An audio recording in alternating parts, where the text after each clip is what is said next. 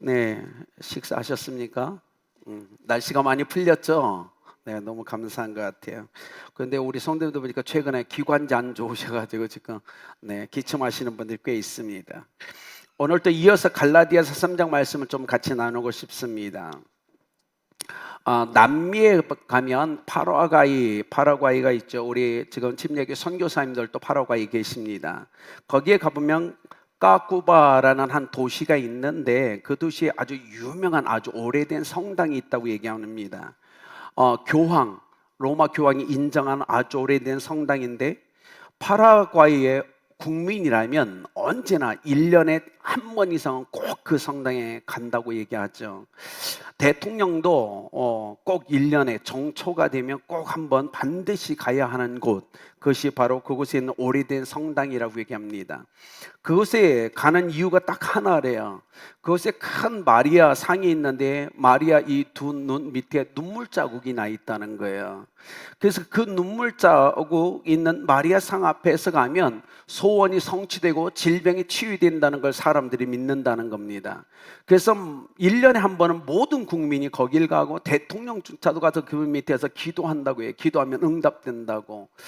참 우리가 보면 말도 안 되는 이야기 아닙니까? 그죠? 돌 석상 앞에서 눈에 눈물 자국 누가 또 그려놨을 수도 있잖아요. 근데 그거 있다고 거기서 기도한다고 기도 응답되고 질병이 치유된다고 믿는 거예요. 그러니까 거기엔 주님이 설 자리가 없는 겁니다. 그런데도 그것을 믿음이라고 생각하고 그 자리에 가 있는 거예요. 얼마나 우리가 보면 얼마나 어리석은 행동입니까? 근데 바울이 오늘 이 갈라디아 교회 성제들을 향하여 이렇게 합니다. 어리석도다 갈라디아 사람들아, 이렇게 3장 1절을 시작합니다. 어리석다. 너희가, 그리고 또 3절에도 너희가 이렇게 어리석으냐라는 표현을 쓰고 있어요. 어리석다라는 뜻은 이겁니다. 분별할 능력이 없다라는 뜻도 돼요. 무엇이 진짜고 가짜인지 분별할 능력도 없다는 뜻이지만 여기서 바울이 얘기하는 건 그게 아니에요. 분별할 능력이 있음에도 불구하고 분별하지 않고 무분별하게 받아들이며 삶을 살아가는 걸 지금 책망하고 있는 겁니다. 지금 율법을 가르치는 사람이 왔는데 좀 분별을 조금만 했어도 그것이 옳지 않다는 걸 알 수 있을 텐데 분별하지 않아요. 그리고 그대로 받아들입니다. 이 그대로 그들의 율법적 가르침을 받아들인 것이 얼마나 자기네 신앙을 위태롭게 하는지 생각하지 않아요. 그게 문제였어요. 그래서 바울이 얘기하는 거예요. 너 지금 그것을 받아들이면 그것이 너의 인생과 너의 신앙이 얼마나 위태한지 알고 있느냐. 그러니 좀 분별해야 되는데 분별 않고 받아들이는 너의 모습을 보니 참 어리석다, 이 표현하는 겁니다. 여러분, 그리스도인이 인생을 성공적으로 선한 싸움을 싸워 승리하기 위해서는 분별력이 있어야 됩니다. 바울은 끊임없이 우리에게 영들을 분별하라, 시대를 분별하라, 끊임없이 분별하라고 얘기하고 있어요. 그렇지 않습니까? 여러분, 무분별하게 받아들여서는 안 됩니다. 특히 이 시대는요, 자, 가만히 보면 우리가 정말 분별해야 될 시대인 거예요. 이렇게 얘기하는 이유가 있었죠. 갈라디아 교회는 성령의 거룩한 역사를 통하여 성령님께서 바울을 사용하여 세운 교회였어요. 복음과 성령의 역사로 말미암아 세워진 그 교회 성도들의 믿음이 변질되어 갑니다. 그들의 신앙이 변질되었던 이유가 있죠. 거기에 누군가 와서 불순물을 집어넣는 거예요. 원래 깨끗했는데, 거룩했는데, 정결했는데 거기에 누군가가 와서 불순물을 집어넣으니까 오염되기 시작하는데 그걸 퍼서 먹습니다. 그러니까 변질되는 거예요, 삶이. 그래서 유혹되죠. 그래서 어떻게 해요? 예수 그리스도로 말미암아 하나님이 주신 은혜를 헛되게 만드는 일들을 그들이 하고 있었어요. 유대인들 참 대단하죠. 끊임없이 소아셋 지역을 다니면서 자기들의 논리를 핍니다. 진리가 아닌 논리를 피해요. 논리에 이렇게 적당하게 반응하면 좋은 사람이라고 얘기하고 반대하거나 받아들이려면 핍박하고 괴롭히는 삶을 그들은 살아갑니다. 그러면서 희한하죠. 자기들의 이야기를 받으면 당신은 구원받았어요, 당신은 하나님의 백성입니다, 이런 얘기만 하고 있는 거예요. 이 모습을 바울이 딱 한마디로 얘기합니다. 꾀임을 받았다라고 표현하고, 왜 꾀임을 받았느냐라는 거예요. 여기 꾀임이란 뜻 모르는 분 계신가요? 네. 다 아시죠? 네. 꾀임이라고 지금 표현하고 있는 거예요. 자, 그럼 질문입니다. 그러면 갈라디아 교인들이 꾀임을 받았어요. 이 꾀임에서 벗어날 수 있는 길은 뭘까요? 어떻게 하면 이 갈라디아 교회가 다시 거룩하게 하나님 말씀 앞에 설 수 있을까요? 하나입니다. 복음으로 돌아가면 됩니다. 왜냐하면 교회는 예수 그리스도라는 터 위에 복음을 통해서 세워졌기 때문에 그래요. 아름다운 교회도 동일합니다. 예수 그리스도라는 터 위에서 말씀으로 지어가는 게 교회 아닙니까?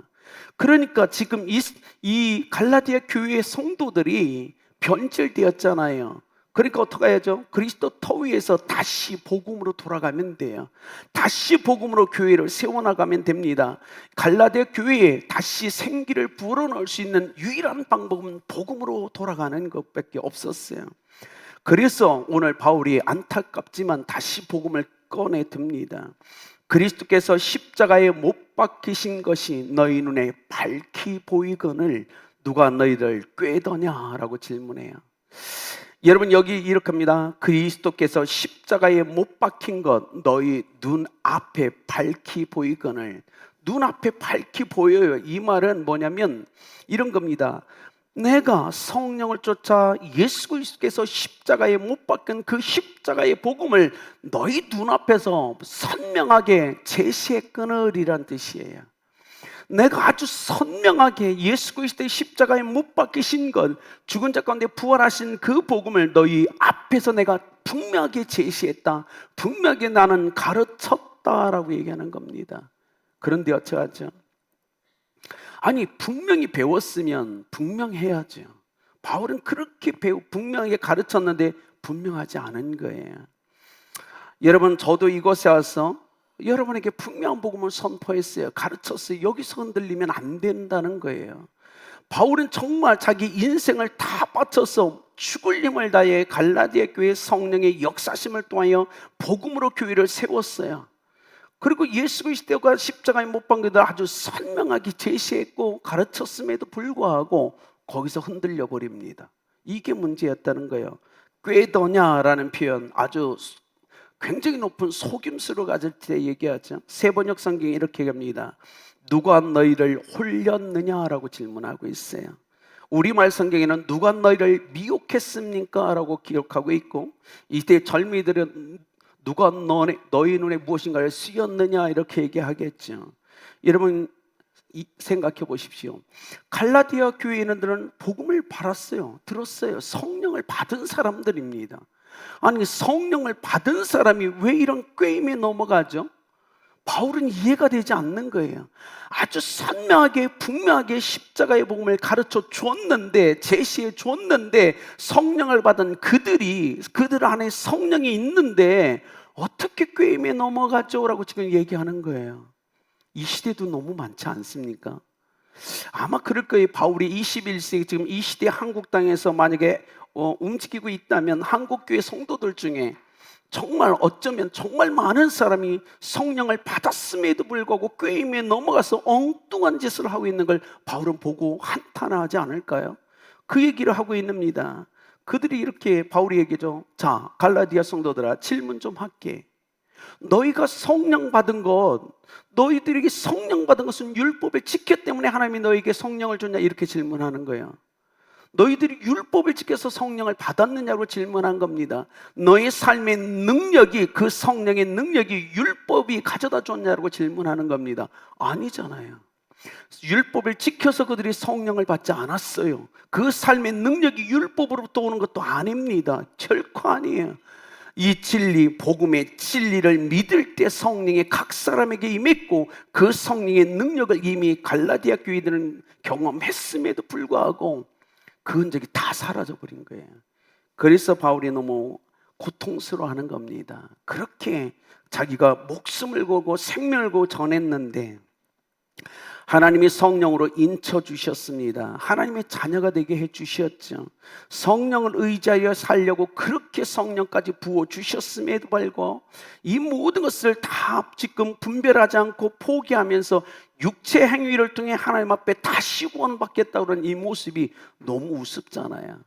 자, 이런 겁니다. 아름답게 성도님들이 예수님을 정말 마음을 다해서 인격적으로 영접해 구원을 받았는데, 이미 구원을 받았는데, 이거는 간 적이 없고 율법을 지켜서 다시 구원받겠다고 얘기하는 겁니다. 이 두 가지가 얼마나 엉뚱해요. 여러분, 바울이 지금 그것 때문에 한탄하는 거예요. 이미 예수 그리스도를 믿을 때 성령을 부어주셨고 구원을 받게 하셨는데도 불구하고 그 사실은 까마득해 있고, 유대인들의 말에 그 꾀임을 받아서 분별력을 잃어버린 채 율법의 행위를 통해서 다시 구원받고자 하는, 이게 얼마나 말이 안 되는 상황입니까? 그런데 놀라운 건 21세기에도 이런 성도들이 있다는 겁니다. 그것이 문제라는 거예요. 여러분은 흔들리지 마십시오. 오직 구원은 예수 그리스도로 말미암아 믿음으로 받는 겁니다. 행위가 절대 아니라고 제가 계속 얘기하는 거예요. 행위가 아닙니다. 믿음입니다. 그것도 마음으로 정말 믿어야만 이 구원의 역사가 일어나는 거예요. 그런데 갈라디아 성도들은 그걸 다 까먹었어요. 바울이 그렇게 가르쳤는데 또 불구하고 다 까먹고 율법의 행위로 하나님의 구원을 받으려고 하는 겁니다. 얼마나 어리석습니까? 그래서 4절에 바울이 이렇게 얘기하죠. 너희가 이같이 많은 괴로움을 헛되이 받았느냐라고 얘기하는 거예요. 지금까지 복음 때문에, 예수 그리스도의 그 복음을 믿어서 괴로움과 고통을 당하고 핍박을 받았는데, 그래 지금까지 그렇게 버티고 견디고 살아왔는데, 좁은 문 안에 들어가서 좁은 길을 지금까지 걸어오며 힘겹게 버텼는데 그 사실을 전부 부인하는 겁니다. 이게 얼마나 어리석습니까? 여러분, 우리는 예수 그리스도 때문에 좁은 문으로 돌아 좁은 길을 걸으며 지금 예수 믿지 않는 사람보다 얼마나 많은 대가와 희생을, 삶을 살아가고 계십니까? 얼마나 손해를 보십니까? 그런데 이 갈라디아 교회는 그걸 전부 잃어버린 거예요. 자기들이 예수님을 믿기 때문에 얼마나 큰 아픔과 고통과 핍박을 받았는지를 전부 까마득히 잃고 율법으로 돌아가려고 하는 모습이 너무 안타깝잖아요. 꾀임을 받아서 그동안 복음 때문에, 예수 그리스도 때문에 좁은 문으로 들어가 좁은 길을 걸었던 그 삶을 헛되게 만들려고 하는 그 모습을 보면서 너무 안타깝잖아요. 여러분 끝까지 완주하시길 예수님의 이름으로 축복합니다. 왜냐하면 삶을 보면 그런 성도들이 있어요. 정말 멋지게 섬겼거든요. 헌신적으로 살았어요. 날마다 교회에서 눈물 뿌려 기도하며 교회를 위해 기도하며 헌신했고요. 정말 그렇게 살았는데 시간이 지나서 20년, 30년 됐는데 신앙을 전부 버리는 겁니다. 이게 얼마나 안타까워요. 지금까지 그렇게 걸어왔다면 끝까지 인내로서 완주해야지. 그런데 갈라디아 교인들은 꾀임에 넘어갔어요. 그래서 그 사실을 전부 잃어버립니다. 그것이 너무 안타까운 거예요. 바울이 그동안 주님이 다 기억하셨는데 너희 눈물도, 너희 핍박, 너희가 받은 핍박도, 너희 희생도 다 하나님이 기억하는데 이 모든 것을 헛되게 만들려는 그들의 삶의 모습이 바울이 보기엔 너무 안타까운 거예요. 그래서 바울이 한 사람을 꺼내서 그들의 믿음을 견고케 하기를 원합니다. 그것이 바로 아브라함이에요. 아브라함을 꺼냅니다. 그리고 얘기하죠. 모세 율법을 통해서 구원에 이르는 수단으로 사용하려고 하는, 모세 율법을 구원의 수단으로 사용하려고 하는 유대인들 향하여 아브라함이 예를 들어서 설명합니다. 여러분, 우리가 알죠. 모세보다 430년 전에 존재했던 아브라함은 믿음의 조상이었고, 유대인들이 누구나 다 우리는 아브라함의 후손이라고 고백하고 있는 상황이었어요. 창세기 15장 6절에 아브라함이 하나님을 믿음에, 이것을 그에게 의로 정하셨다, 믿음에 대한 얘기를 꺼내요. 아브라함이 하나님을 믿음에라고 얘기하는 거예요. 여러분, 이것을 꼭 기억하셔야 돼요. 아브라함이 하나님을 믿었어요. 하나님이 아브라함을 보시고 너 의로워, 너의 삶을 보니, 너의 행동을 보니 너는 의로운 자라고 선포하지 않았어요. 그렇지 않습니까? 하나님이 하시는 그 일을 아브라함이 믿을 때에, 그리고 하나님이 하시는 그 일을 아브라함이 믿을 때에 그 믿음을 보고 하나님은 아브라함을 의롭다라고 얘기하셨어요. 결코 아브라함의 행위가 아니라고 지금 얘기하는 겁니다. 여러분, 로마서 3장 10절에 이렇게 얘기하죠. 의인은 없나니 하나도 없다. 그렇습니다. 이 땅에 그 어떤 의도 없을 때에 하나님은 우리를 위한 구원의 놀라운 계획을 선포하셨어요. 그리고 우리 모두가 죄인 되었을 때 예수 그리스도를 이 땅에 보내주셔서 하나님이 하는 그 일을 믿는 자에겐 의롭다라고 칭하셨다는 거예요. 여러분, 그것이 믿음이라는 겁니다. 하나님은 결코 아브라함의 어떤 행위나 어떤 모습 때문에 의롭다고 하신 적이 없어요. 하나님이 하시는 그 일, 하나님이 하나님 되신과 하나님이 하시는 그 일을 아브라함이 보고 믿을 때 의롭다고 얘기하신 거예요. 여기는 우리도 똑같습니다. 하나님이 우리의 삶의 말이나 행동이나 생각에 그 어떤 것을 보고 우리에게 의롭다고 얘기하시 않아요. 여기는 우리가 하나님을 바라보고 하나님이 하시는 그 일을 우리가 믿고 받아들인 그 모습을 보면서 의롭다라고 얘기하시는 거예요. 여러분, 믿음은 우리의 행위가 아닙니다. 하나님의 행하심이 중심에 있는 거예요. 하나님의 행하심을 믿는 자가 의롭다라고 우리는 판정을 받는다는 걸 성경을 통해서 가슴에 새겨야 됩니다. 그래서 히브리서 11장 8절, 믿음으로 아브라함은 부르심을 받았을 때 순종하여 장래 유업으로 받을 땅에 나아갈새 갈 바를 알지 못하고 나갔다. 아브라함이 어떤 게 아니에요. 아브라함은 하나님을 믿고 움직였다고 얘기하는 거예요. 하나님이 하나님 되심을 믿고 움직이는 게 믿음이에요. 하나님은 그렇게 하는 걸 보면서 의롭다고 얘기하는 거예요. 하나님이 말씀하시되 아브라함이 아들 이삭을 모리아산의 제단에 올린 게 율법의 행위입니까? 아니에요. 믿음이에요. 죽은 자 가운데 아들을 살릴 믿음이 있었어요. 하나님이 하실 그 일에 대한 그것을 믿을 때 의롭다고 얘기하신 거예요. 믿음은 그겁니다. 근데 유대인들은 이걸 다 부정하고 있죠.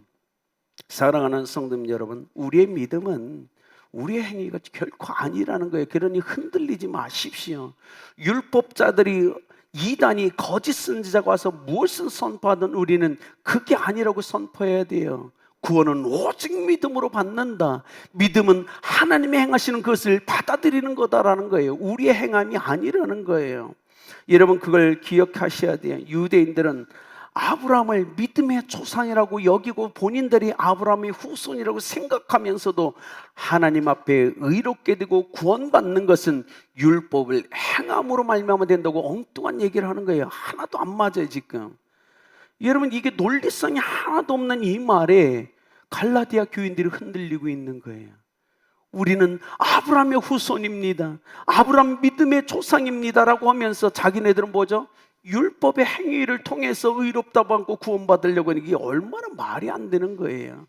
모세는 아브라함보다 430년 후에 태어났다니까요. 여러분, 그 이야기를 지금 바울이 속이 타서 얘기하는 거예요. 마틴 루터가 이렇게 얘기했습니다. 우리 신앙에 세 가지 적이 있대요. 여러분도 동일합니다. 우리 신앙에 세 가지 적이 있습니다. 첫째가 뭐냐면 이성입니다. 이성은 아주 우리 믿음의 적이에요. 두 번째, 율법입니다. 그리고 세 번째가 사탄이라고 얘기했어요. 여러분, 믿을 수 있는 것을 믿는 것은 믿음이 아니에요. 그죠? 믿음은요, 이성을 무시하진 않지만 이성을 초월해요. 이게 믿음이에요. 그렇지 않을까요? 꼭 기억하십시오. 믿음은 비이성적이라기보다는 초이성적입니다. 이성을 초월하는 게 믿음이라는 거예요. 이성의 한계를 뛰어넘는 것이 믿음의 영역인 거예요. 생각해 보십시오. 그래서 바울이 얘기하죠. 믿는 자들을 향하여 이성적으로 행하지 않는 것은 죄라는 표현을 안 썼어요. 그죠? 믿음으로 행하지 않는 것이 죄라고 표현했어요. 여러분, 이성적으로 행하는 것이 죄가 아니에요. 오직 믿음으로 행하지 않는 것이 죄가 되는 거예요. 우리 믿음 영역 안에서 살아요. 한번 생각해 봅시다.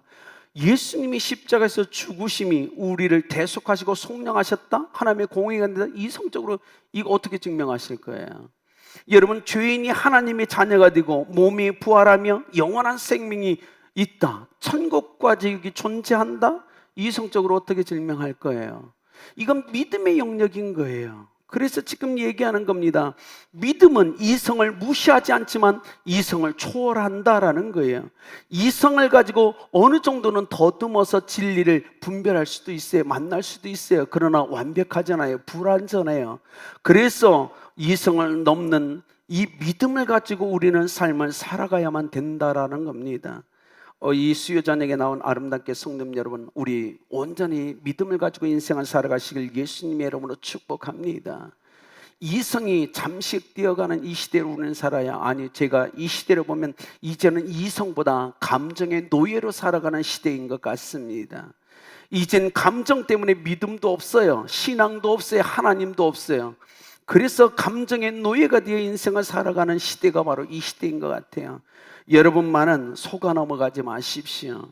진리는 그 자리에 항상 있을 겁니다. 하나님도 그 자리에 있을 겁니다. 우리는 진리로 돌아가야 돼요. 그 진리를 붙잡고 생활해야 된다는 겁니다.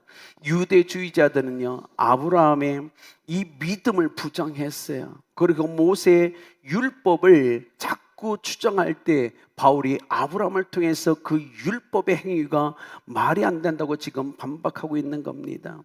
여러분 기억하십시오. 아브라함은요, 율법도 없었고 할례도 없었어요. 그런데 하나님 앞에 의롭다 하심을 받았어요. 이게 증명하는 게 뭐죠? 우리의 행위의 어떠함이 아니라는 거예요. 하나님의 어떠함, 하나님의 행하시는 것 때문에 우리가 그걸 믿음으로 의롭다함을 받는다고 지금 얘기하는 거예요. 그래서 오늘 우리가 읽지는 않았지만 7절은 이렇게 결론을 내립니다. 그런즉 믿음으로 말미암는 자들은 유대인이든 이방이든 상관없이 아브라함의 자손이라 못을 박아요. 율법이 아니라는 거예요. 믿음으로 우리는 아브라함이 자손이 될 수 있다고 선포하잖아요. 유대인, 그게 뭐가 중요합니까? 한국인, 일본인, 중국인, 그거 뭐가 중요하죠? 믿음 있는 자는 하나님의 자녀가 될 수 있어요. 아브라함의 후손이 될 수 있다고, 자손이라고 성경은 못 받고 있다는 사실이에요.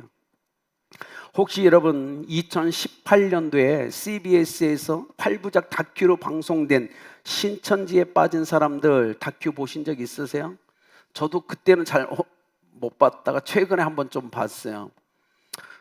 그랬더니 뭐 카메라를 8군데 설치하고 신천지에 있는 자녀들과 상담하고 나온 사람들 상담하고 쭉 얘기하는데 한번 봐보십시오. 8부작이거든요. 계시록, 청춘, 중독, 거짓말, 상처, 가족, 사랑, 말씀이란 8가지 테마를 가지고 8부작으로 만들었는데요.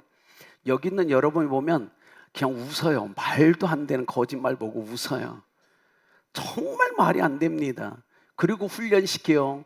너 지금 부모님이 데려다 상담소 가면 이렇게 반응이 아주 다 짜줘요. 아주 디테일하게 짜줘. 이렇게 이 말 할 거야. 그러면 이렇게 공격하고, 뭐 상담사는 완전히 마귀고 사탄이니까 절대 넘어가지 말고.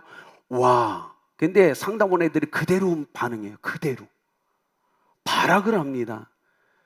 영생불사. 와, 말이 돼요? 여러분 그거 보면요, 그 아이가 정말 복음의 상담사와 여러 과정을 통해서 돌아오는 모습이 다 돼 있어요. 첫째 날 완전 발악을 합니다. 여러분 성경 보지 않죠? 아이고, 제가 그거 보면서 놀랐어요. 신천지가 천국이래요. 어떡하겠어요? 근데 그것도 다 세뇌받은 거예요. 세뇌받은 거. 참, 제가 그걸 보면서 야, 그렇구나. 사람이 저렇게 연약하구나. 아니 어떻게 저런 거짓말을 믿지? 저 너무 거짓말이에요. 여러분 유혹을 받는 단계가 있다고 합니다. 유혹을 받는 단계 첫 번째 끌림이 돼요. 끌림. 첫 번째 끌림이에요. 유혹에 처음에 끌림이 있대요. 눈이 가는 거래요. 끌림은 눈이 간대요. 두 번째가 쏠림이래요. 쏠림은 눈이 갈 뿐 아니라 마음이 간대요. 세 번째가 꼴림이래요. 꼴림은 욕구가 생긴대요. 여기 괜찮은데, 여기 좋은데, 욕구가 생긴대요. 마지막이요, 홀림이래요. 그 다음에는 누가 말해도요 다 거짓말이래요. 그냥 거기가 진짜래요. 못 나온대요. 와, 이게요 말이 안 돼요. 그래서 교육시키는 거예요. 그래, 그 엄마 아빠가 이게 복음 상담소 가자니까 갑니다. 그리고 조건을 겁니다. 내가 2번 만났으니까 엄마도 신천지 가서 2번 한번 배워봐. 전략을 다 짜준대요. 그냥 다. 와, 놀랍지 않아요? 와, 저는 그거 보면서 아니요, 이 시대 21세기에 기본적 이성이 작동하지 않아요. 미혹되면요. 너무 웃기잖아요. 여러분 기억하십시오. 예수 그리스도께서 십자가에 이루신 그 역사에 나의 그 무엇을 더하려고 하는 것은 전부 죄입니다. 그것은 하나님의 은혜를 헛되게 하는 거예요. 그것은 예수 그리스도의 십자가 죽음을 정말 무의미하게 만드는 거예요. 그러면 안 된다는 거예요. 누군가 교회를 다니는 성도 중에 누군가 성경 말씀을 부분적으로 믿고 싶고 받아들이고 싶다는 유혹이 있다면 그는 하나님께 온전한 순종을 드릴 수 없다는 사실을 우리는 기억해야 돼요. 여러분, 온전한 오직 진정한 믿음만이 복음에 순종할 수 있는 은혜를 가져다 준다는 사실입니다. 1세기를 살았던 바울, 이단들의 공격, 거짓 사도들의 이 복음의 공격, 그리고 이 갈라디아 교회 성도들이 흔들리는 모습을 보면서 바울은 십자가의 복음과 이 부활의 복음에 더 견고하게 큰 확신을 가지고 서서 열정을 불태우고 있어요. 고린도전서 2장 2절에 그래서 이렇게 선포합니다. 내가 너희 중에서 예수 그리스도와 그의 십자가에 못 박히신 것 외에는 아무것도 알지 않기로 작정하였습니다. 여러분도 이 시대에 이런 작정을 해야 되지 않을까요? 제가 얘기했지만 절대 여러분 밖에서는 성경 보고 다니시면 안 돼요. 이렇게 설문 준다는 거 절대 하지 마십시오. 엉뚱한 짓 다 합니다. 거기서 중요한 게 뭔지 아세요? 일할 사람은 누구냐? 노인이 아니다. 나이 든 사람이 아니다. 젊은이가 일해야 된다면서요. 노인들 전도 안 한대요. 신천지에는 전부 대학생이 목표래요. 대학생만 쓴대요. 그래서 젊은이들이 바글바글 된대요. 신천지에 심리 상담해 준다고 나오죠. 성경 공부 가르쳐 준다고 나오죠. 그럴듯하더래요. 와, 말이 안 돼요. 여러분, 그렇지. 우리가 이 시대 정말 우리 젊은 친구들에게 기도해 줘야 돼요. 그래서 교회에는 젊은이들이 빠져나가는데 이단으로 수없이 몰려갑니다. 몰리면요 뭐라고 하는지 아세요? 일해야 되니까 이제 학교 휴학해야 돼, 이렇게 접근한대요. 그래서 나간 애들이 전부 휴학하거나 자기가 학교를 그만둬요. 그게 말이 안 돼요. 여러분, 오늘 바울의 이 고백 다시 결론적으로 1절로 돌아가야 될 것 같아요. 우리는 1절에 이렇게 얘기합니다. 예수 그리스도께서 십자가에 못 박히신 것이 눈앞에 밝히 보이지 않느냐. 사랑하는 아름답게 성도님 여러분, 십자가 예수 그리스도가 못 박힌 것이 여러분 눈에 밝히 보이지 않으십니까? 여러분, 보여야 됩니다. 꾀임에 넘어가지 않으셔야 됩니다. 내가 진리 하나님의 말씀 앞에서 예수 그리스도가 십자가에서 못 박힌 것이 제대로 보이지 않으면 우린 다시 복음으로 돌아가야 돼요. 십자가 앞으로 나가야 돼요. 그래서 십자가 앞에 무릎을 꿇어야 됩니다. 그리고 선명하게 하나님 예수 그리스도께서 나를 위해 십자가에 못 박히심을 볼 수 있는 은혜 달라고 기도하셔야 돼요. 그것밖에 없어요. 여러분, 율법이 아닙니다. 오직 하나님의 행하심이 우리에게 믿음을 가져다 주는 겁니다.